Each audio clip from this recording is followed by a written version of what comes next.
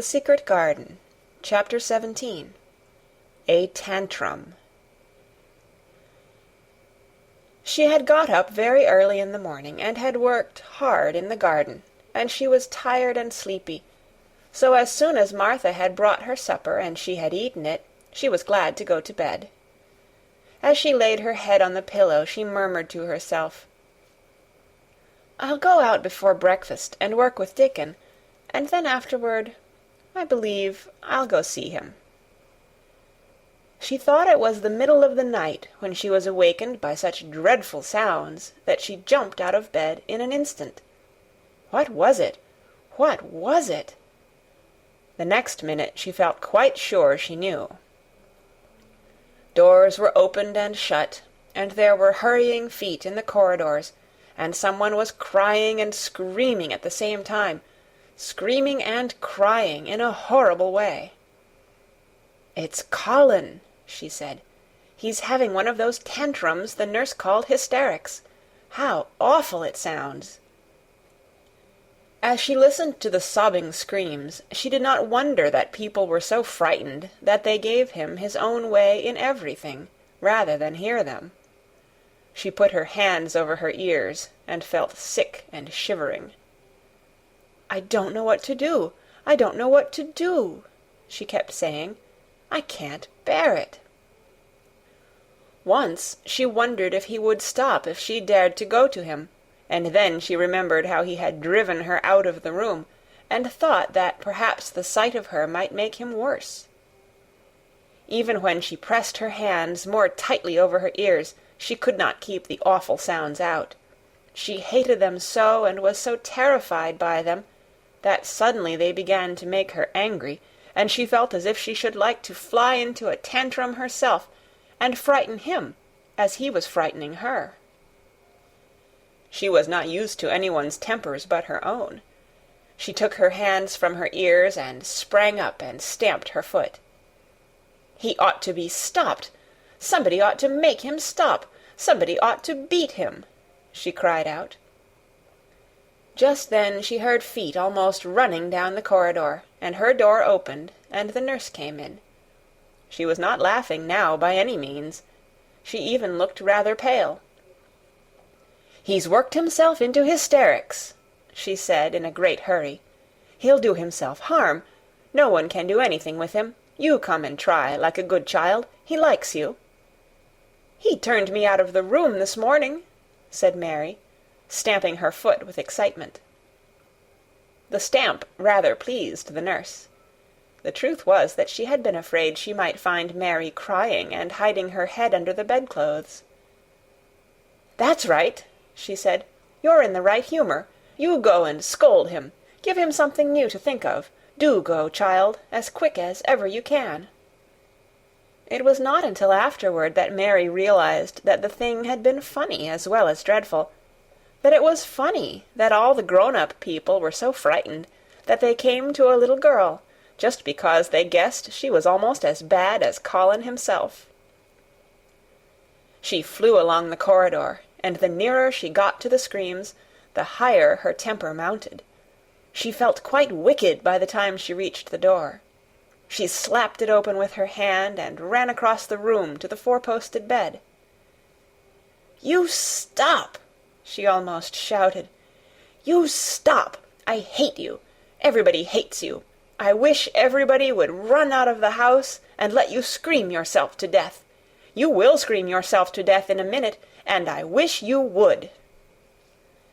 A nice, sympathetic child could neither have thought nor said such things, but it just happened that the shock of hearing them was the best possible thing for this hysterical boy whom no one had ever dared to restrain or contradict.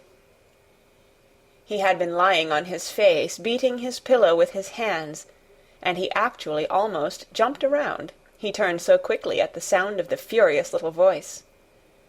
His face looked dreadful, white and red and swollen, and he was gasping and choking, but savage little Mary did not care an atom. "If you scream another scream," she said, "I'll scream too, and I can scream louder than you can, and I'll frighten you, I'll frighten you." He actually had stopped screaming because she had startled him so. The scream which had been coming almost choked him. The tears were streaming down his face, and he shook all over. "I can't stop," he gasped and sobbed. "I can't! I can't!" "You can!" shouted Mary. "Half that ails you is hysterics and temper. Just hysterics, hysterics, hysterics." And she stamped each time she said it. "I felt the lump! I felt it!" choked out Colin. "I knew I should. I shall have a hunch on my back, and then I shall die." And he began to writhe again, and turned on his face, and sobbed and wailed, but he didn't scream. "You didn't feel a lump," contradicted Mary fiercely. "If you did, it was only a hysterical lump. Hysterics makes lumps. There's nothing the matter with your horrid back. Nothing but hysterics. Turn over, and let me look at it." She liked the word hysterics, and felt somehow as if it had an effect on him. He was probably like herself, and had never heard it before. "Nurse," she commanded, "come here, and show me his back this minute." The nurse, Mrs. Medlock, and Martha had been standing huddled together near the door, staring at her, their mouths half open. All three had gasped with fright more than once. The nurse came forward as if she were half afraid. Colin was heaving with great, breathless sobs. "Perhaps he won't let me." She hesitated in a low voice. Colin heard her, however, and he gasped out between two sobs, "Show her! She'll see then." It was a poor thin back to look at when it was bared. Every rib could be counted, and every joint of the spine, though Mistress Mary did not count them as she bent over and examined them with a solemn, savage little face. She looked so sour and old-fashioned that the nurse turned her head aside to hide the twitching of her mouth. There was just a minute's silence, for even Colin tried to hold his breath while Mary looked up and down his spine, and down and up, as intently as if she had been the great doctor from London. "There's not a single lump there," she said at last. "There's not a lump as big as a pin, except backbone lumps, and you can only feel them because you're thin. I've got backbone lumps myself, and they used to stick out as much as yours do, until I began to get fatter, and I am not fat enough yet to hide them. There's not a lump as big as a pin. If you ever say there is again, I shall laugh." No one but Colin himself knew what effect those crossly spoken, childish words had on him. If he had ever had anyone to talk to about his secret terrors, if he had ever dared to let himself ask questions, if he had had childish companions and had not lain on his back in the huge closed house, breathing an atmosphere heavy with the fears of people who were most of them ignorant and tired of him, he would have found out that most of his fright and illness was created by himself. But he had lain and thought of himself and his aches and weariness for hours and days and months and years. And now that an angry, unsympathetic little girl insisted obstinately that he was not as ill as he thought he was, he actually felt as if she might be speaking the truth. "I didn't know," ventured the nurse, "that he thought he had a lump on his spine. His back is weak because he won't try to sit up. I could have told him there was no lump there." Colin gulped and turned his face a little to look at her. "Could you?" he said pathetically. "Yes, sir." "There," said Mary, and she gulped too. Colin turned on his face again, and but for his long-drawn broken breaths, which were the dying down of his storm of sobbing, he lay still for a minute, though great tears streamed down his face and wet the pillow. Actually, the tears meant that a curious great relief had come to him. Presently he turned and looked at the nurse again, and strangely enough he was not like a Rajah at all, as he spoke to her. "Do you think I could live to grow up?" he said. The nurse was neither clever nor soft-hearted, but she could repeat some of the London doctor's words. "You probably will if you will do what you are told to do, and not give way to your temper, and stay out a great deal in the fresh air." Colin's tantrum had passed, and he was weak and worn out with crying, and this perhaps made him feel gentle. He put out his hand a little toward Mary, and I am glad to say that, her own tantrum having passed, she was softened too, and met him half-way with her hand, so that it was a sort of making up. I'll go out with you, Mary," he said. "I shan't hate fresh air if we can find—" He remembered just in time to stop himself from saying, "if we can find the secret garden," and he ended, "I shall like to go out with you if Dickon will come and push my chair. I do so want to see Dickon, and the fox, and the crow." The nurse remade the tumbled bed, and shook and straightened the pillows. Then she made Colin a cup of beef tea, and gave a cup to Mary, who was really very glad to get it after her excitement. Mrs. Medlock and Martha gladly slipped away, and after everything was neat and calm and in order, the nurse looked as if she would very gladly slip away also.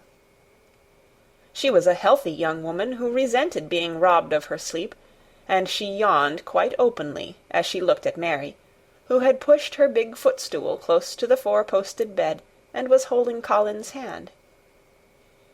"You must go back and get your sleep out," she said. "He'll drop off after a while if he's not too upset. Then I'll lie down myself in the next room." "Would you like me to sing you that song I learned from my ayah?" Mary whispered to Colin.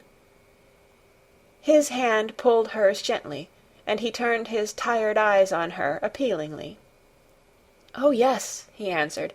"It's such a soft song. I shall go to sleep in a minute." "I will put him to sleep," Mary said to the yawning nurse. "You can go if you like."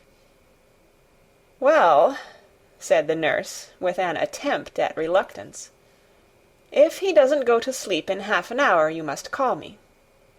"Very well," answered Mary. The nurse was out of the room in a minute, and as soon as she was gone, Colin pulled Mary's hand again.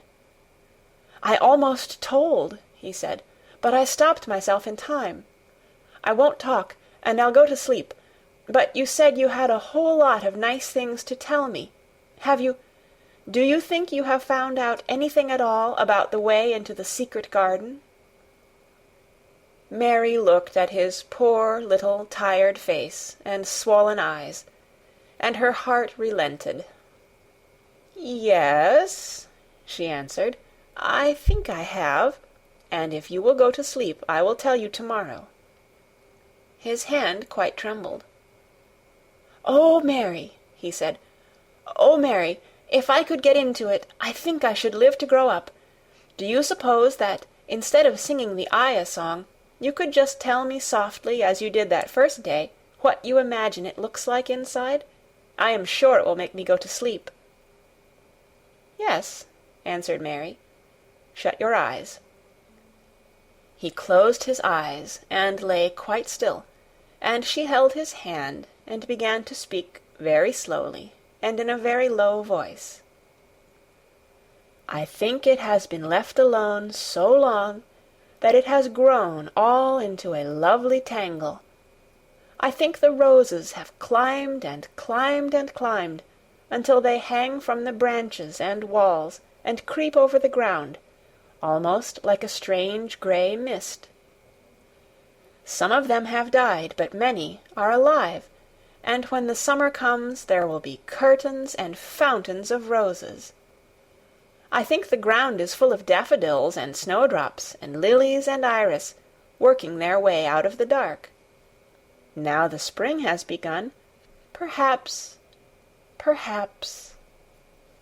The soft drone of her voice was making him stiller and stiller, and she saw it and went on. Perhaps they are coming up through the grass. Perhaps there are clusters of purple crocuses and gold ones even now. Perhaps the leaves are beginning to break out and uncurl, and perhaps the gray is changing, and a green gauze veil is creeping and creeping over everything, and the birds are coming to look at it because it is so safe and still, and perhaps,